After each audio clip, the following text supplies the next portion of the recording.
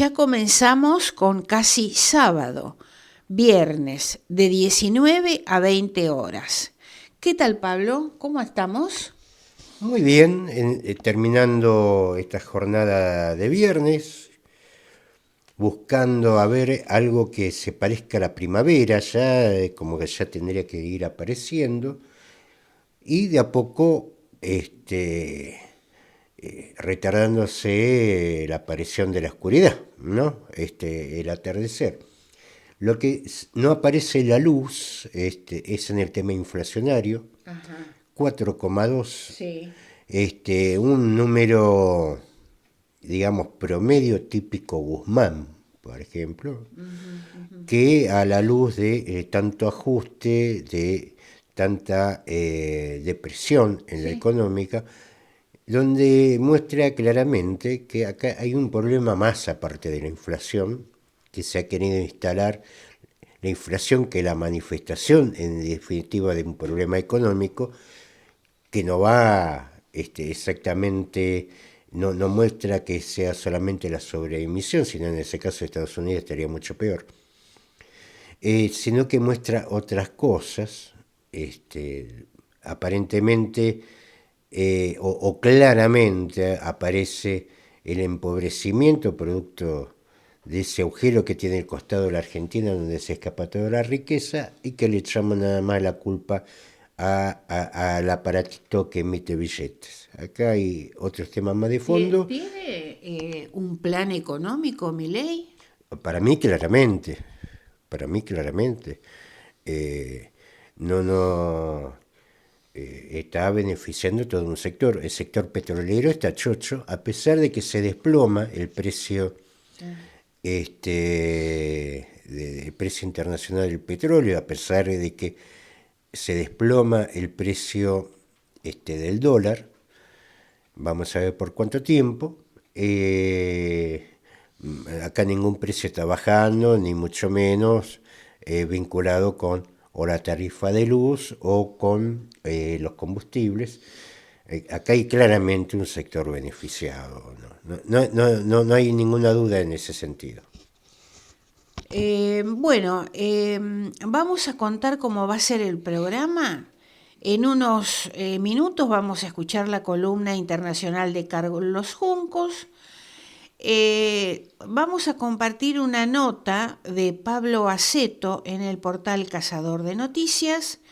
Luego vamos a ir a la columna de Carlos Matos y luego a la columna de Pablo, ¿cortes de luz para el verano? Luego la despedida, el informativo criollo de Carlos Juncos y un tema musical. Hoy vamos a escuchar a Papo. Pablo, ¿tenemos la columna de Carlos Juncos? Muy buenas noches, estimados oyentes de Casi Sábado. Este nuevo programa que realizamos junto a Gloria Álvarez, Carlos Matos, Pablo Aceto y quien les habla, Carlos Juncos. Todos los viernes de 19 a 20 horas por la FM 87.9, Radio Graffiti Mar del Plata. Sean todos muy bienvenidos a una nueva edición de la Columna Internacional. Muy buenas tardes para todos. Sean bienvenidos a esta nueva edición de la Columna Internacional dentro de nuestro querido programa Casi Sábado. Y bueno, esta semana ha sido muy linda en nuestra ciudad. Hemos tenido un clima muy favorable, con cielo muy abierto, mucho sol, a veces un poco fresco, pero bueno, todavía estamos en esta época del año en que el frío se hace sentir. Y bueno, de todas maneras, excelente para disfrutar nuestra ciudad como siempre, con cantidad de actividades, de espectáculos y de, bueno, simplemente pasear por estas costas maravillosas del Atlántico Sur. Ahora, hecha esta primera introducción, pasemos directamente a las noticias de carácter internacional. Hoy vamos a hablar sobre un tema, un acontecimiento reciente, y es la muerte de Alberto Fujimori, el controvertido expresidente de Perú, que polarizó al país durante décadas y estuvo en prisión por violaciones a los derechos humanos. Así es, el expresidente de Perú, Alberto Fujimori, murió este miércoles a los 86 años. Así lo comunicó su hija Keiko a través de la red X. Después de una larga batalla contra el cáncer, nuestro padre Alberto Fujimori acaba de partir al encuentro del Señor. Pedimos a quienes lo apreciaron nos acompañen con una oración por el eterno descanso de su alma. Gracias por tanto, papá. Pocas figuras en la historia de Perú polarizaron tanto el país como la de Fujimori, quien fue presidente entre 1990 y 2000. Su figura siguió siendo debatida en Perú años después de abandonar el poder tras el escándalo de corrupción. Fujimori aún marcaba la política peruana con los fracasados intentos de su hija Keiko por llegar a la presidencia y la polémica generada en diciembre de 2023 por su salida de la cárcel, en la que cumplía condena por crímenes contra los derechos humanos. Para sus simpatizantes salvó al país de un mal doble, por un lado la guerrilla y por otro lado el colapso económico. Para sus detractores fue un autoritario que abusó de las instituciones democráticas del país para conservar el poder. La presidencia peruana levantó a través de su cuenta de X el sensible fallecimiento de Fujimori. Nuestras sentidas condolencias a la familia, a quienes acompañamos en su profundo dolor. Dios tenga en su gloria y descanse en paz. Por otro lado, según el diario peruano El Comercio, el gobierno le preguntará a la familia Fujimori si desea que se le rindan honores como ex jefe de Estado. Por lo pronto se decretaron 3 días de duelo nacional. Los críticos no olvidan los delitos por los cuales Fujimori terminó preso, acusado de ordenar que un escuadrón de la muerte conocido como el Grupo Colina cometiera 2 masacres en las que murieron 25 personas. La primera tuvo lugar en 1991 en el vecindario de Barrio Alto, en Lima, y la segunda en 1992 en la Universidad de Cantuta, también en la capital.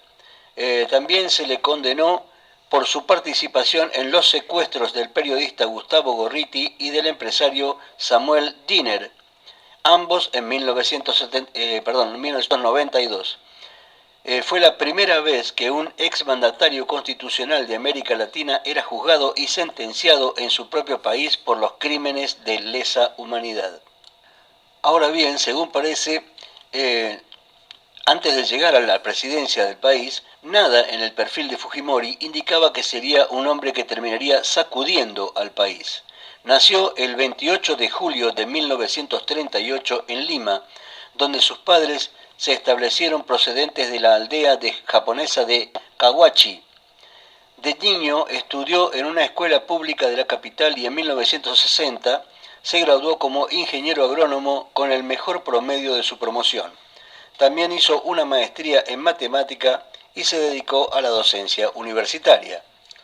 Apodado como el Chino por sus rasgos orientales, se casó en 1974 con Susana Iguchi, también de origen japonés y de quien se divorció en 1996, con la que tuvo 4 hijos: Keiko Sofía, Hiro Alberto, Sachi Marcela y Kenji Gerardo. Iguchi, que falleció, se convirtió en una de las voces críticas con su gobierno. Al saltar a la política, Fujimori supo aprovechar la crisis de los partidos tradicionales para surgir del anonimato apenas semanas antes de las elecciones presidenciales en 1990, en las que ganó luego de derrotar en segunda vuelta al escritor actualmente Nobel de Literatura Mario Vargas Llosa. Pero desde su vertiginoso comienzo político, Fujimori nunca estuvo alejado de las controversias. El país que heredó estaba quebrado económicamente y socialmente, azotado por un 7.000% de inflación anual y la actividad de los grupos armados Sendero Luminoso y Movimiento Revolucionario Tupac Amaru. Tras asumir su primera presidencia en julio de 1990, adoptó un estricto plan antiinflacionario conocido como Fujishock, que provocó el descontento de sectores sindicales y del Congreso. Luego del retiro del apoyo parlamentario, comenzó a gobernar por decreto y el 5 de abril de 1992 propició un autogolpe de Estado con el apoyo del ejército y disolvió el Congreso e intervino el Poder Judicial. En septiembre de ese año fue arrestado el líder del grupo maoísta Sendero Luminoso,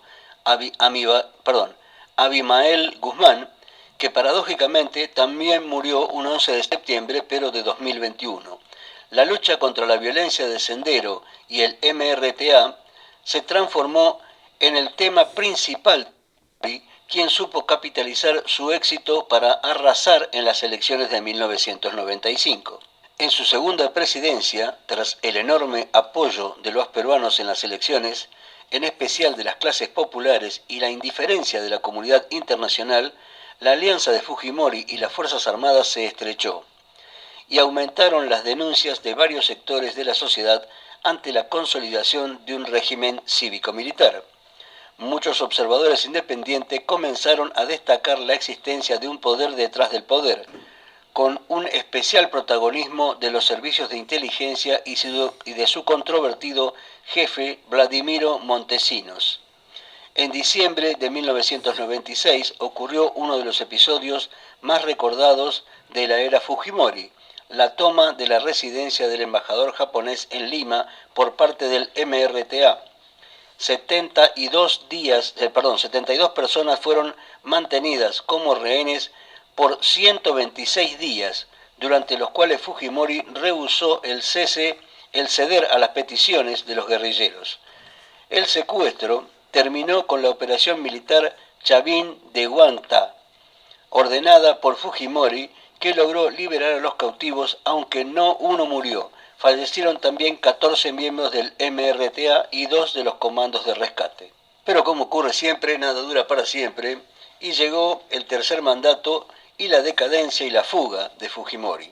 A pesar de que la Constitución de entonces, promulgada en 1993 tras la disolución del Congreso, limitaba a 2 los periodos presidenciales consecutivos de un mismo mandatario, Fujimori postuló a las elecciones del año 2000, alegando que esta disposición había entrado en vigor durante su primer mandato y por lo tanto una nueva candidatura era su primera reelección.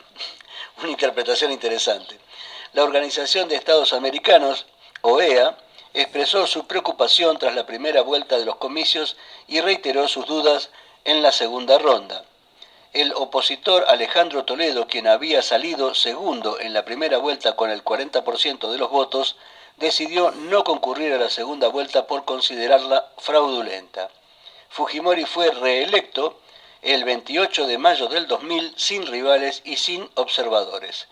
Pero al final fue un escándalo de corrupción protagonizado por Montesinos, el entonces jefe del servicio de inteligencia y mano derecha del presidente, y los efectos de una dura situación económica los que llevaron a que Fujimori huyera de Perú en el año 2000.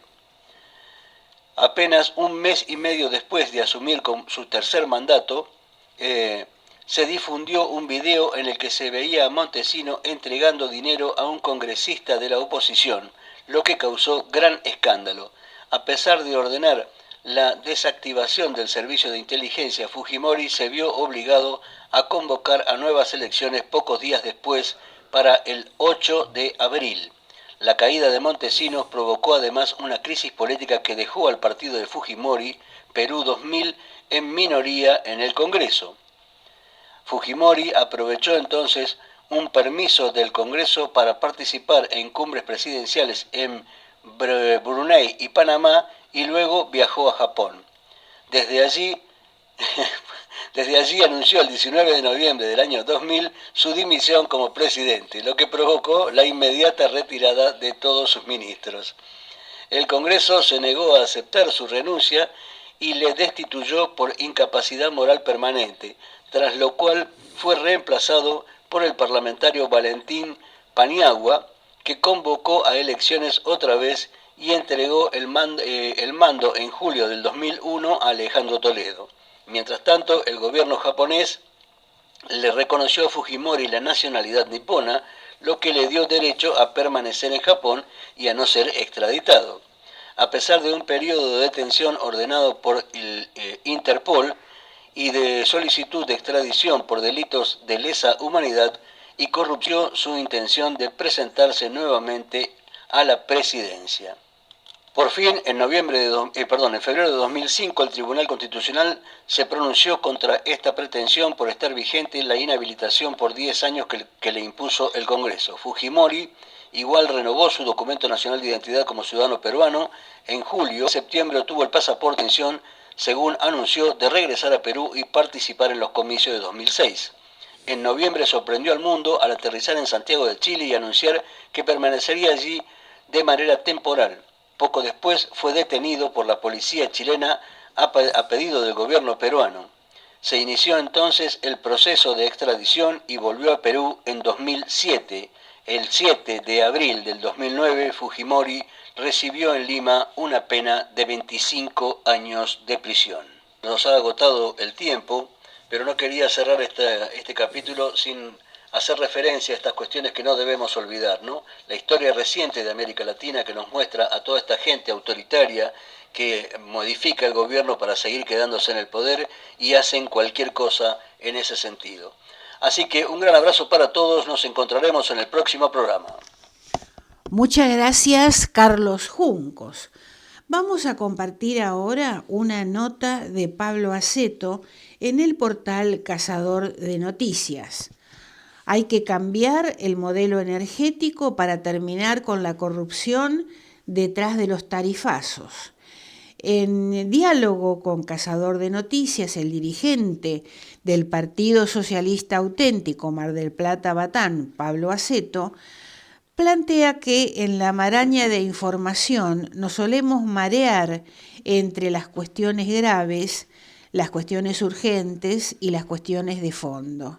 Y el tema energético es una cuestión de fondo, porque es la base de todo costo. La energía es la que nos pone en el siglo XXI. Y no hablar de esto es no hablar de gran parte de la problemática argentina vinculada con la explotación de hidrocarburos, lo cual está fuertemente involucrado con nuestro diario desarrollo, dado que más del 60% de la energía eléctrica se explica a través de las políticas de hidrocarburos, porque la energía eléctrica depende de los hidrocarburos para su generación.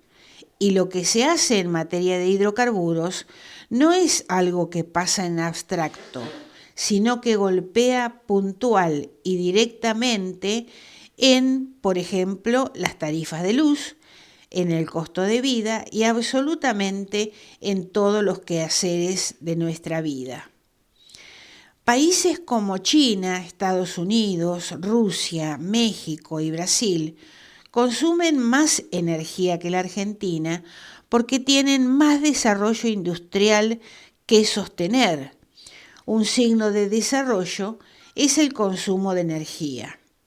En el periodo que va desde Macri a Alberto Fernández, la Argentina consumía 610.000 barriles diarios de petróleo.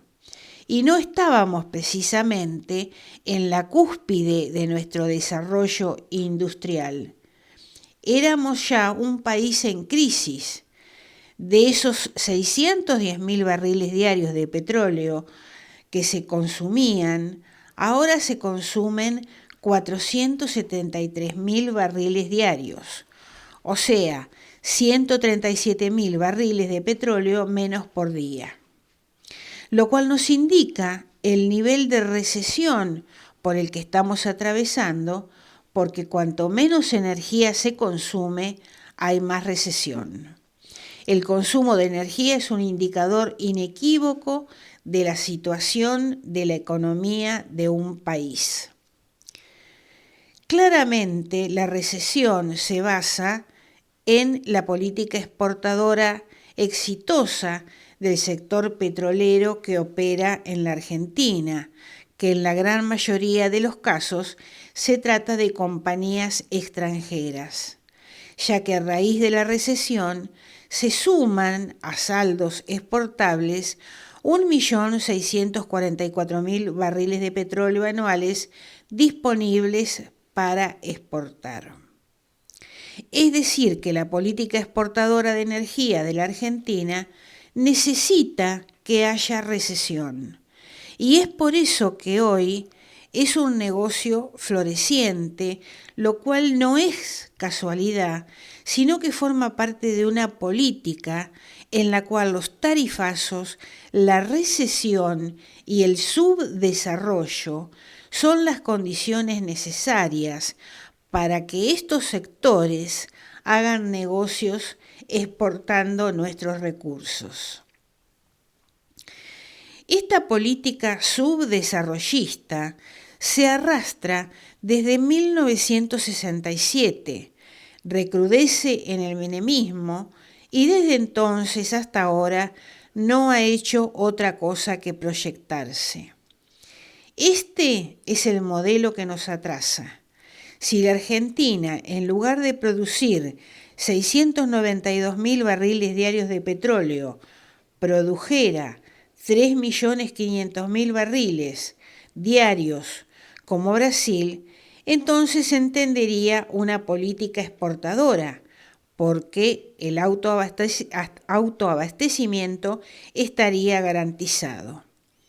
Pero con 692.000 barriles diarios, la única forma que pueden hacer negocios las petroleras, en su mayoría extranjeras, a las que ahora se han sumado exfuncionarios del macrismo, beneficiados con pozos petroleros convencionales adjudicados a YPF, los argentinos no tenemos que consumir energía.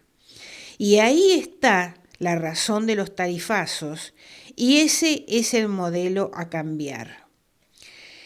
El objetivo prioritario de los impulsores de la industria petrolera, como Mosconi y Baldrich, era alcanzar el autoabastecimiento de hidrocarburos, nunca para ser exportadores.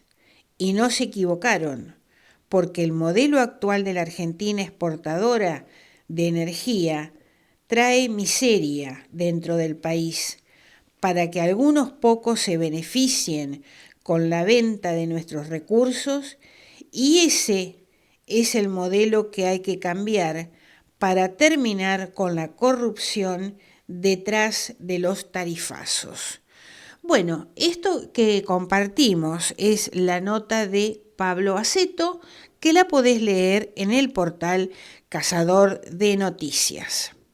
Bueno, Pablo, ¿tenemos la columna de Carlos Matos? Para no comprometernos, hacemos un pedido de informes. Nuevamente casi sábado. Hola Gloria, ¿cómo estás Pablo? ¿Qué tal Carlos? ¿Por qué este título? El martes pasado fui al recinto del Honorable Consejo Deliberante alrededor de las 12:30.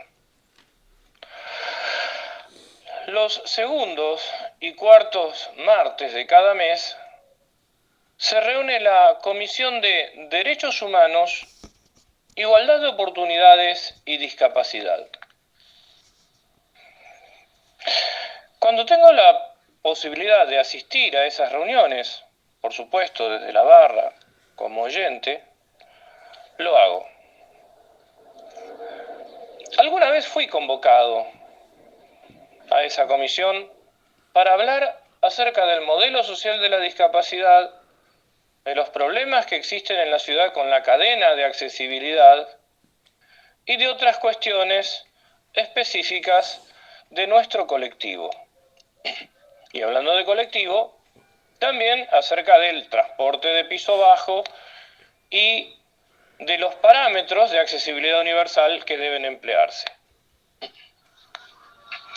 Pero volvamos a la reunión del martes.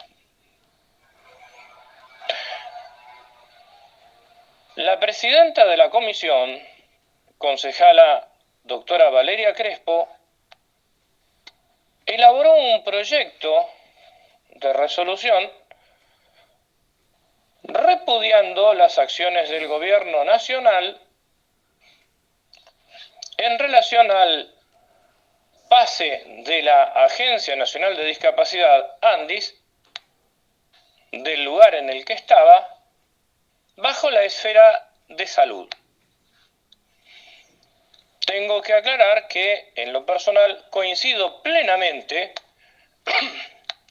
con lo expuesto por la presidenta de la Comisión de Derechos Humanos, Igualdad de Oportunidades y Discapacidad, doctora Valeria Crespo.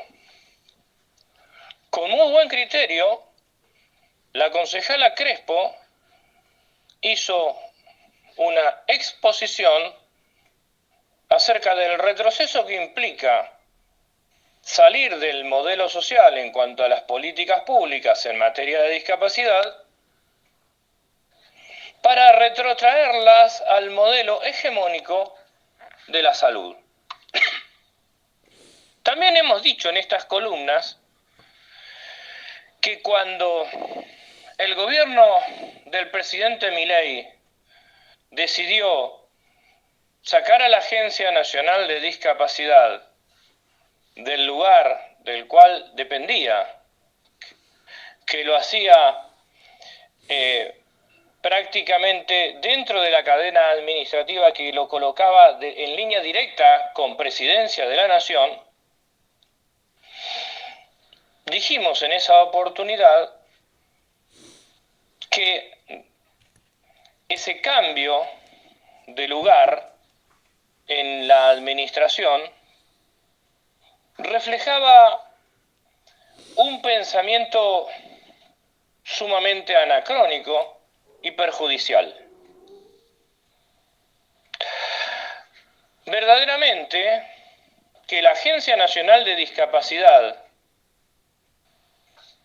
que debe trabajar en temas de políticas públicas del colectivo de personas con discapacidad, donde entran cuestiones relativas a la educación integrada e inclusiva, o para mejor expresarnos, incluyente,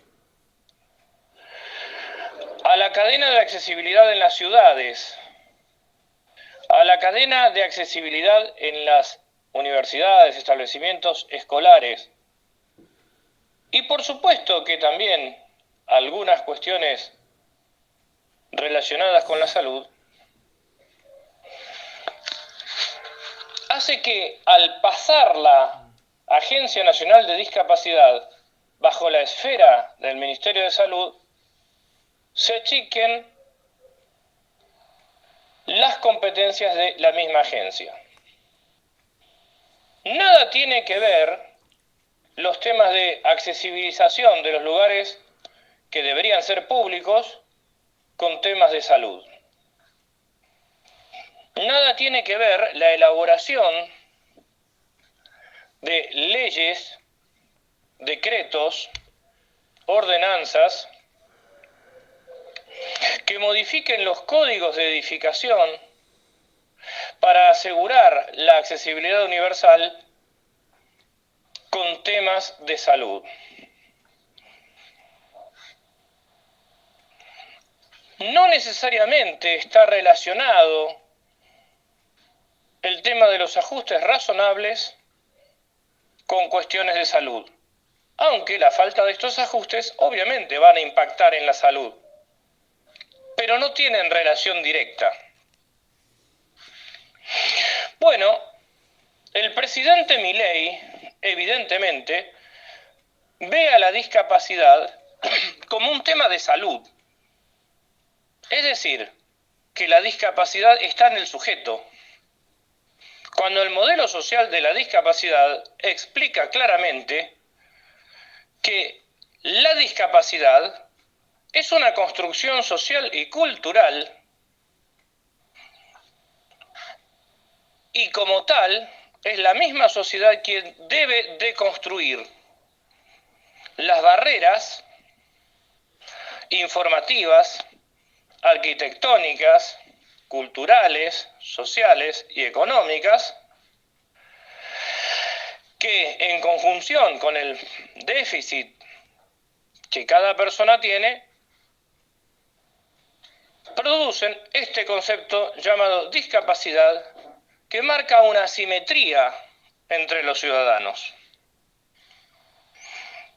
De manera que, volviendo al principio, y siendo Mar del Plata la primera ciudad en el país que tuvo un consejo de discapacidad, siendo Mar del Plata una ciudad que contó con el Centro de Rehabilitación del Sur, Serenil, pionero en la rehabilitación y habilitación de personas con movilidad reducida, siendo Mar del Plata un faro en el que venían a formarse de toda América Latina distintos profesionales relacionados con la discapacidad a partir de la epidemia de polio.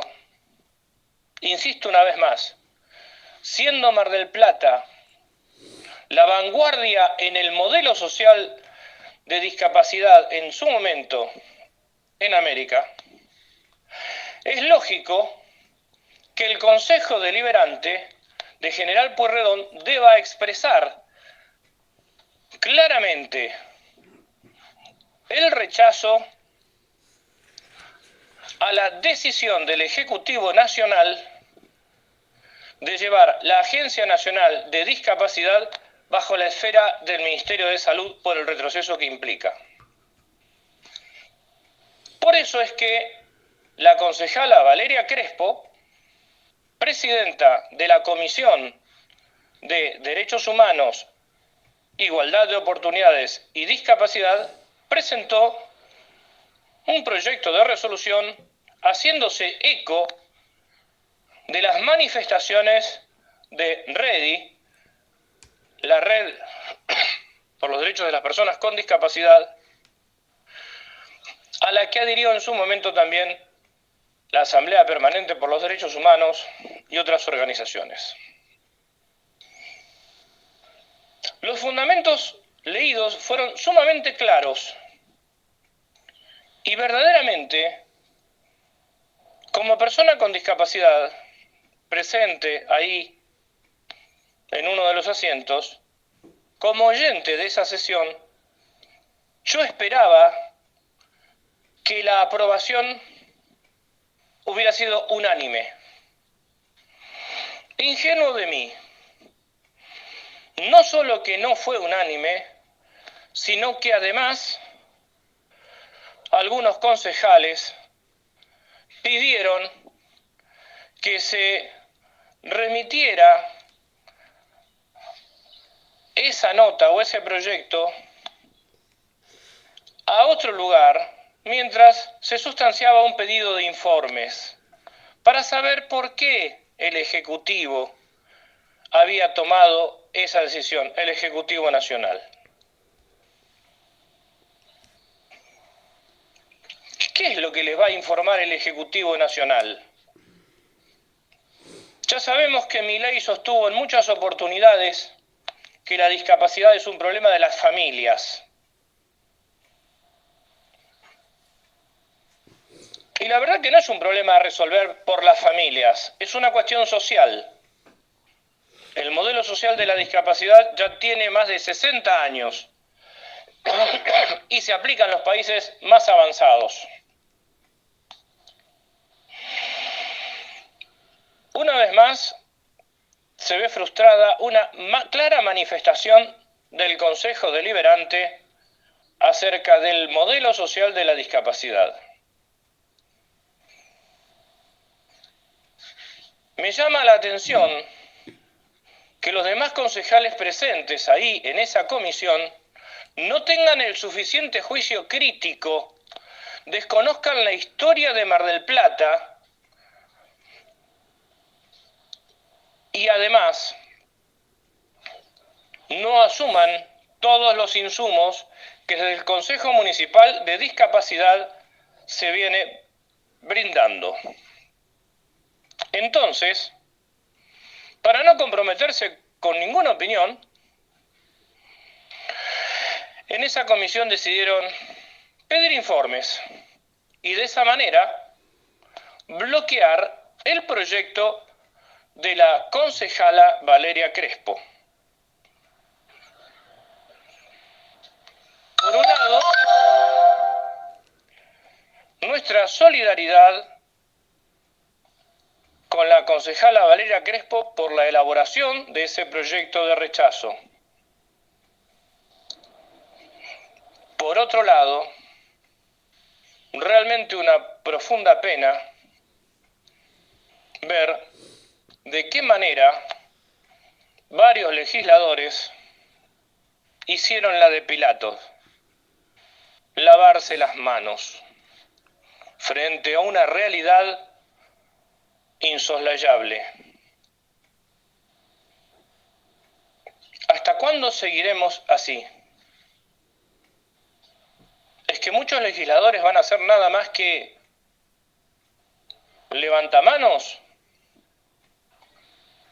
¿O protagonistas de aquel programa satírico de Lelutier, El que piensa pierde?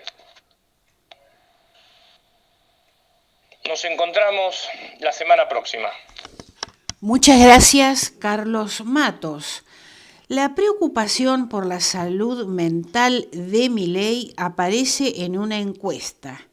En un estudio nacional de la encuestadora Delfos, la imagen positiva del gobierno nacional cae por tercer mes consecutivo.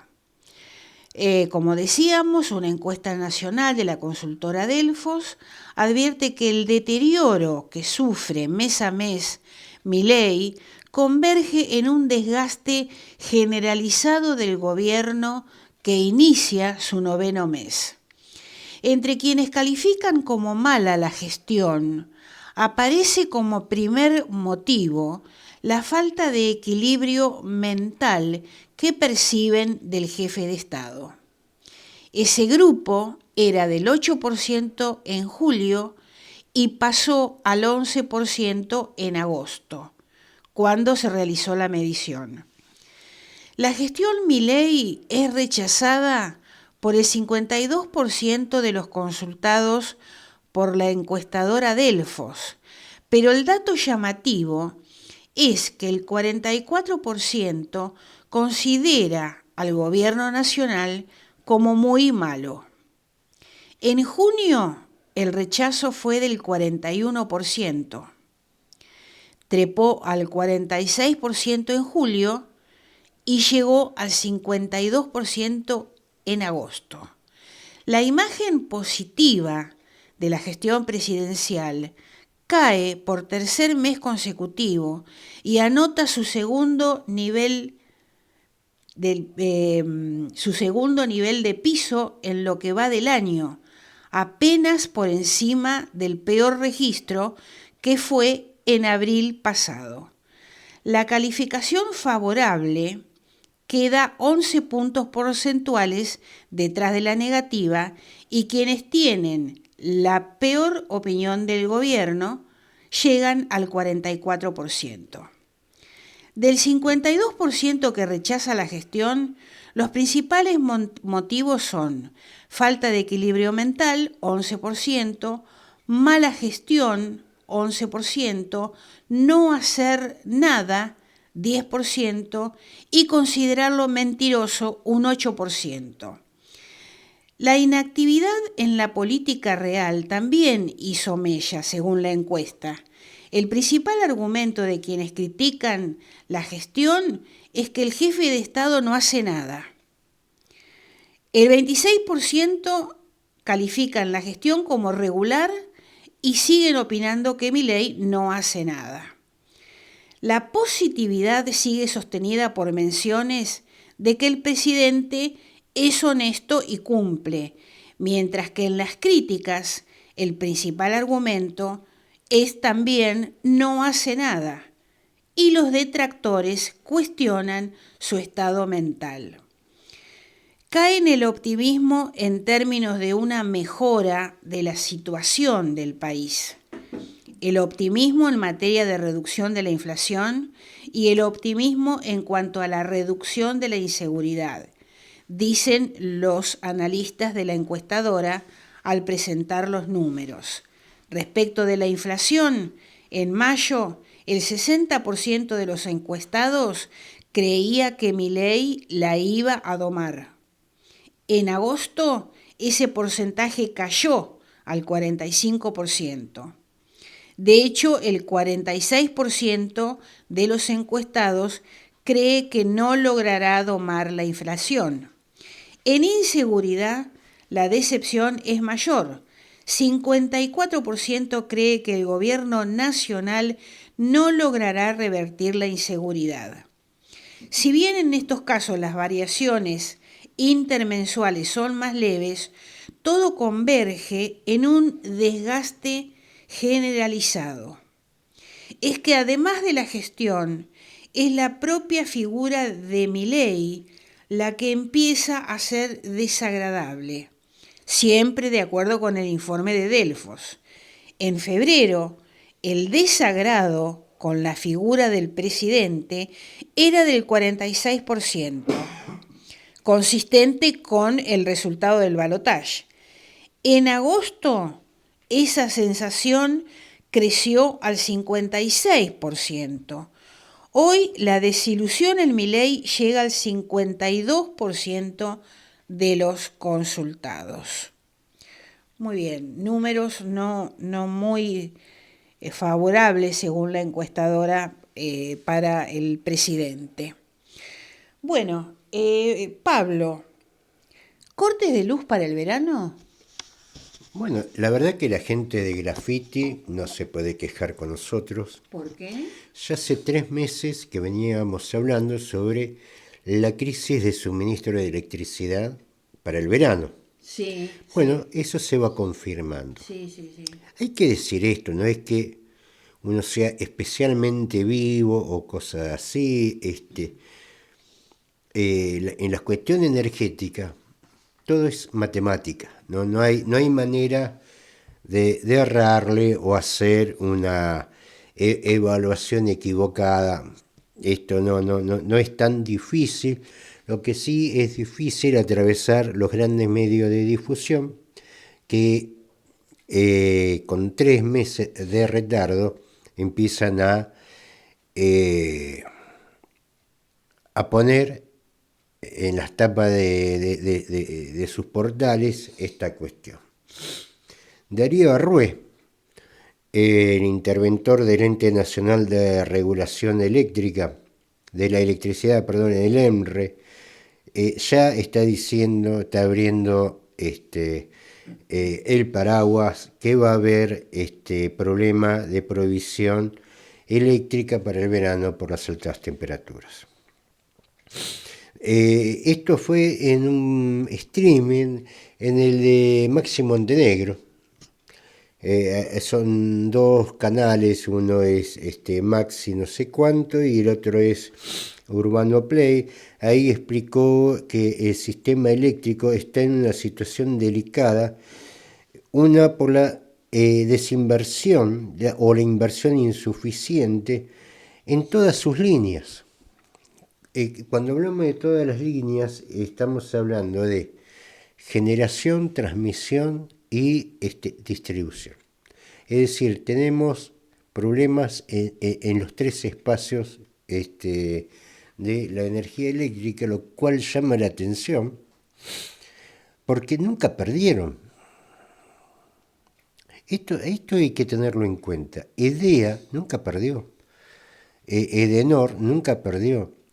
La mayoría de las generadoras eléctricas que están privatizadas desde la época de Duhalde, cuando Duhalde era gobernador y acompañaba las privatizaciones en su momento de Carlos Menem, que es donde se privatizó, por ejemplo, la vieja DEVA, que se la repartió en 4 espacios, EDEM, EDES, EDELAP y EDEA. Estoy hablando de lo que es el ámbito de la provincia de Buenos Aires y lo que era la Ítalo en EDESUR y EDENOR en Capital Federal, pero ese es otro ámbito. Es decir, ¿por qué digo que nunca perdieron? Porque las tarifas eran subsidiadas, es decir, alguien ponía la diferencia. Ellos nunca perdieron plata. Que no nos hagan creer que porque pagábamos menos era la empresa que se desfinanció. No, porque justamente la diferencia la ponía el Estado Nacional. Cosa que nosotros cuestionamos siempre, porque si la plata la tiene que poner del Estado, que las empresas sean del Estado, ¿verdad? Pero en todo momento nunca se cortó el financiamiento. Y la pregunta es, ¿y la plata dónde fue? Si usted tiene, qué sé yo, vehículo de alquiler o cualquier otro elemento o herramental mecánico de trabajo, usted siempre está calculando el gaste que tiene su herramienta de trabajo, lo que conocemos en contabilidad como amortización, que es justamente para recomponer o reemplazar el capital de trabajo. Por supuesto, en lo que es la generación, transmisión y distribución de electricidad, sucede lo mismo. Bueno, no es este el caso. Esto deja claramente el fracaso de lo que fueron las privatizaciones. Algunos dirán, no, pero del Estado, mire, del Estado la electricidad andaba. Cuando era DEVA la electricidad andaba. ¿Había problemas? Sí, siempre hubo problemas. Pero acá el problema es que esta desinversión, ¿cómo la solucionamos en poco tiempo? Es prácticamente, no es cambiar una línea, es prácticamente cambiar todo el sistema, mudar todo un sistema. Y estamos ante esa situación. Lo mismo pasó, y lo recordarán, cuando hablábamos de las hidroeléctricas, que las concesiones las entregaron, y calculo que a ese camino vamos. Lo que pasa es que ya la Argentina ya tiene un problema de conseguir divisas, no sé si eso se va a conseguir, con el vencimiento de la vida útil de las hidroeléctricas, donde el gobierno ya durante la época de Fernández, el actual gobierno, el actual secretario de Energía Chirino, estaba tramitando créditos en el BID para repotenciar las hidroeléctricas y volverlas a privatizar y que nosotros nos quedemos con la deuda.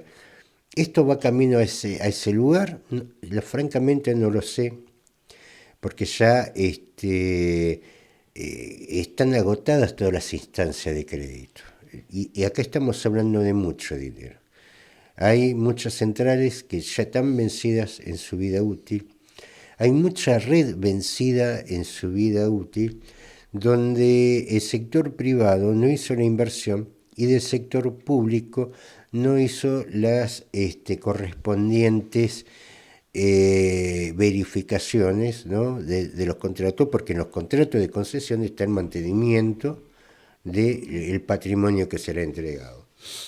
Lo de Arrué no es nuevo, esto lo veníamos hablando desde hace décadas.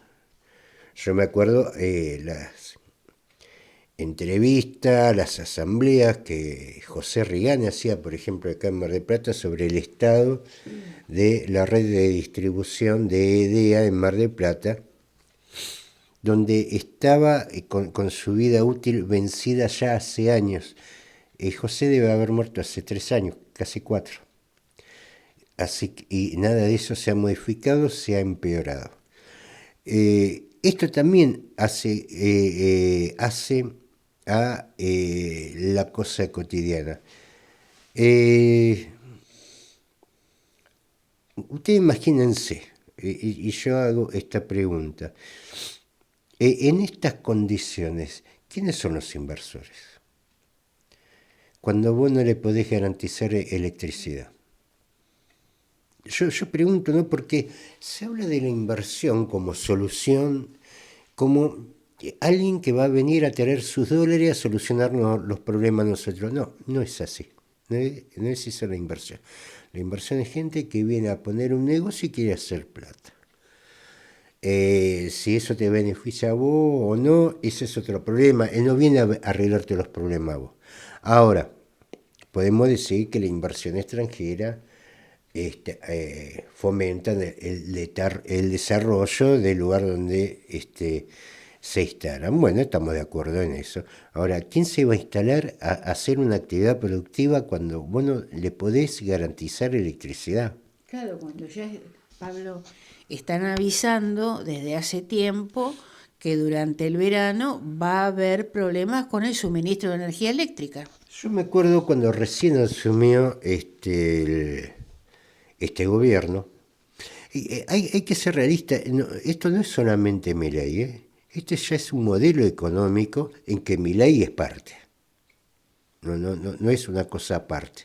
Él es parte de este modelo económico. Yo me acuerdo cuando la misma canciller, la que hoy era canciller, le decía a los empresarios que no iba a haber electricidad para todos, que se vayan comprando motogeneradores. Sí. Bueno, a ver, en estos 9 meses, ya que hablamos de planes, porque acá parece que el único plan es que los jubilados pasen hambre, que los comedores barriales estén desabastecidos. ¿Qué otro plan hay? No veo otra cosa más que de achicar y achicar y achicar. Ahora, si quieren traer inversiones extranjeras a casa con el RIGI, alcanza, mire, no le vamos a cobrar impuestos. Ah, qué bien, pero tampoco va a tener electricidad. No tiene mucho sentido esto. Esto nos habla de un oficialismo sin respuesta y de una oposición sin respuesta, porque tampoco la palabra de la oposición francamente me convence, porque también son parte de este modelo. Este modelo de privatización que empezó en los 90 y que nadie ha modificado, y estuvieron todos los gobiernos.